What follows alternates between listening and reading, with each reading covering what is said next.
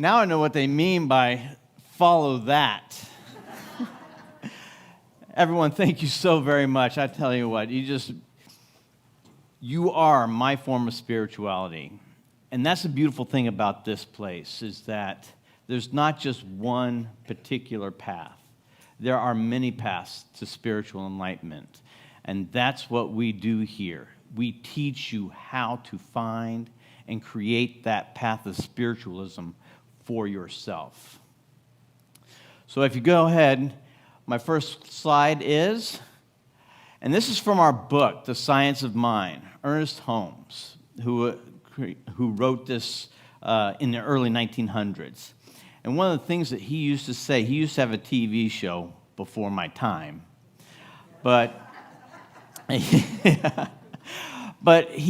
how did it go again? It was, there's a power in the universe greater than you and I, and you can use it. And that's exactly what this is all about. Spirit, the Lord, God, the universe. Doesn't matter what you call it. It's all energy. It's all in motion. It's always moving. And it is expressed through each and every one of you, individualized. So this is on page 35, one of the first 4 chapters that we talk about. And this is where it really dives into what this thing is.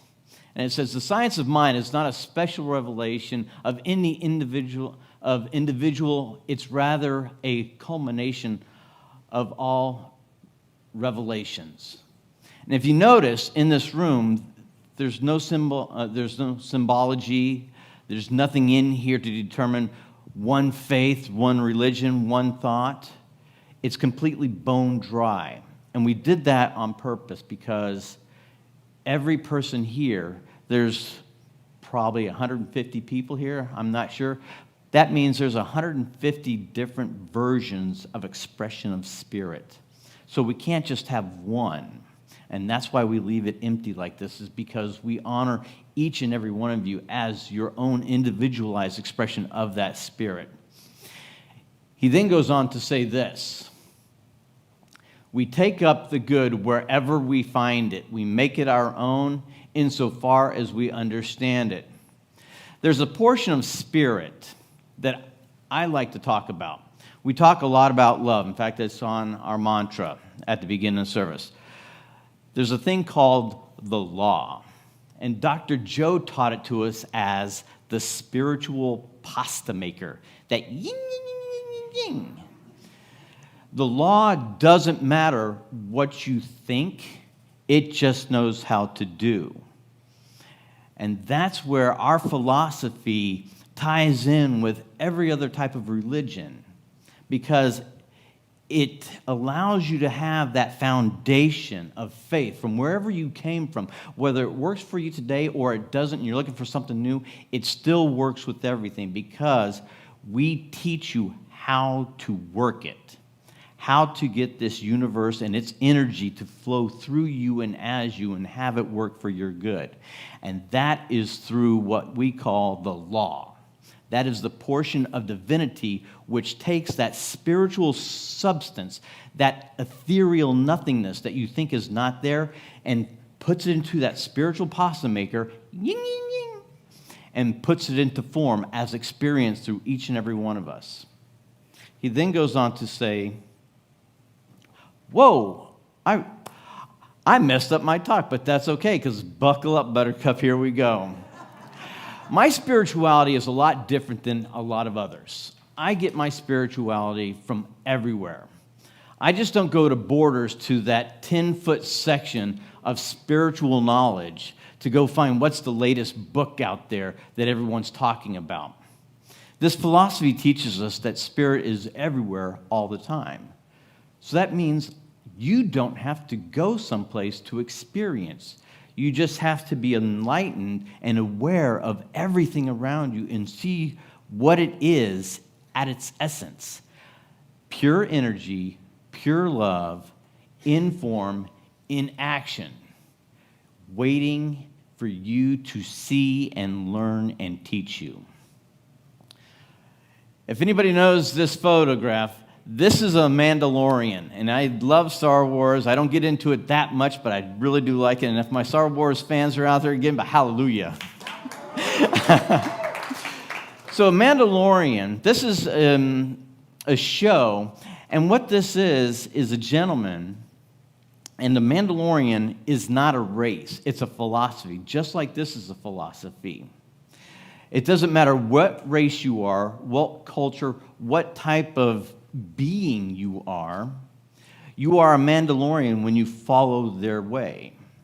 And their idea is that when something comes under your protection, it is yours to protect and to allow it to grow and become what it is. And if you notice, to his left is a little small creature, and that is what everyone in the Star Wars community loves to call Baby Yoda. Yay! So the Mandalorian basically found this creature, didn't know what it was or anything like that, and he was supposed to have a bounty on it to give it to somebody else, but through his own awareness, he decided not to do that and took it under his wing. And that's what I love about this. To get an idea of spirituality from a TV show is where I like to get my spiritual good. Again, it's not at borders. I see it everywhere. And the thing that they talk about in their line, in their consciousness is, this is the way. And that is, I'm getting some bumps already talking about this. This is the way, meaning doing the right thing according to your own core beliefs. We all know what right and wrong is. It's all down inside of you. It's that essence within inside that's telling you this is the right way to go. Go left, go right, go forward, go backwards. When we listen to that essence within ourselves, we are really listening to Spirit talking to us, motivating and moving through and as us. So when you can sit back in a quiet space and allow that voice to come out, you can then be of service to people. And that's what we talk about. There's an energy. We talk about energy here. And just like electricity, you've got to complete the circuit for it to flow. So a lot of philosophies talk about give and you shall receive. And that's a great way to talk about. You don't get and then give, you give and then receive. By giving, your hands are open, you're receptive to something coming back to you. And through spiritual law, this manifests in many different forms. There's not just one way. And so it's my task today to open your eyes to yourselves that you can see that spiritual truth that's within you, that spiritual path that you've been on. Allow yourself to tell yourself where and what and how you want to experience life, because that is truly a great place to be, because you're coming from that consciousness of stillness, of openness, and of love. So we take that good wherever we go, and that's what I like about that. The next slide. The realization that good is universal, and that as much good as any individual is able to incorporate in his life is his to use. This is what constitutes the science of mind. Do you notice that the good and universe are capitalized in bold? I did the bolding myself, but in the book, in the science of mind, good and universal are capitalized, and that is used to symbolize when we're talking about spirit, God, the universe, the energy, that bigger power behind all of creation is what that is talking about. So when we realize that that universal good is here for us, is waiting for us, it's waiting to serve. We are not serving it, it is serving us, because it is us in form. You are spirit in action, and it can only experience itself through and as you. So as you live your life, for positive or negative, that is what's happening. We are here to teach you that whatever path that you're on, if you're not happy with it, you can change that simply by changing your mind. And the next slide. Barry Bond is a great singer, and I just love his music. I tell you what, when he's got a guitar, he actually plays here locally, and I believe you're at Shanghai Reds on Fridays and Saturdays? Starting back on the 2nd. Yes. Oh, I am there, and they got great fish tacos too. But Sergio Simpson, again, where I get my spiritual good is from everywhere, not just a bookstore, not just this author or that buzzword. I see it in everywhere. And so this particular song right here called All Around You, the universal heart, glowing, flowing all around you. That's what I was just talking about. That universal heart, glowing, that spiritual awareness that you have inside of yourself, that spark, that energy, that excitement, that's who you are. And it flows through you. As you experience that, as you take that thought, that feeling, and you start to move, start to create action with it, it starts to grow and flow through you. And it's all around you. That's the beautiful part about this. You don't have to go to a particular place or have a particular group of friends. It's always there. It's when you're conscious and aware of what you're thinking about. That's when you're in alignment with spirit. Next slide. Does anybody know what this is a photograph of? Avatar. That's a great movie. I love this sort of stuff. Again, I get excited about life because I see spirituality in everywhere and every place I go. So the Avatar. This is a great movie. If you haven't seen it, where have you been? That's my question. Oh, yeah, I'm telling you. But the beautiful thing about this tribe of beings is that their quote, when they would greet each other, was, "I see you." And as soon as I heard that, it hit me. It's just a line in a movie. That's all it is. But is it? Spirit's everywhere. Spirit's always moving. So it must be spirit talking. So I see you. I see you. I see you. I see you in the back. That spiritual essence of who each and every one of you are is what I am, is what we all are. We are the beauty and power of the universe. But we've been told that we're less than. We were told not to play too good with the boys. But I'm here to tell you, you are so much more than what you were told you were. I'm here to tell you right here and right now, this day, this second, that you are nothing less than spirit itself. You are only limited by what you think you can do. So I see you. And the next slide. Again, a great song, Steve Miller Band. I love Steve Miller. And I tell you what, this is one of the best albums he's ever made. I love this entire album. Maelstrom is a song with no words, but God, it's an awesome song.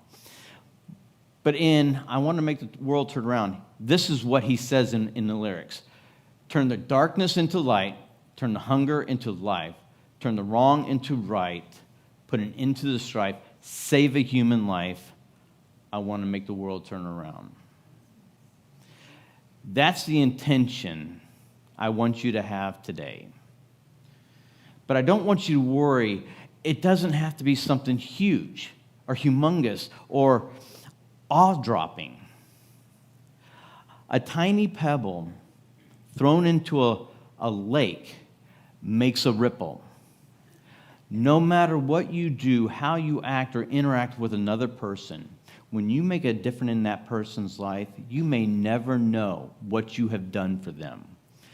But that love, that energy that you just gave, is now being spread throughout everyone that person touches. That is how we change the world. We change the world by first recognizing who and what we are inside. You recognize that love, that divinity inside you, and then you be of service. You help someone. You help them realize that who and what they are is just like you, just a facet of spirituality, just like a facet on a diamond. It's all a diamond, but we're each just an individualized facet, an expression of that one divinative power.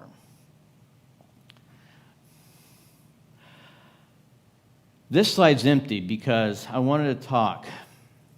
The Transcendentalist, that's where our philosophy really comes from, is the Transcendentalist.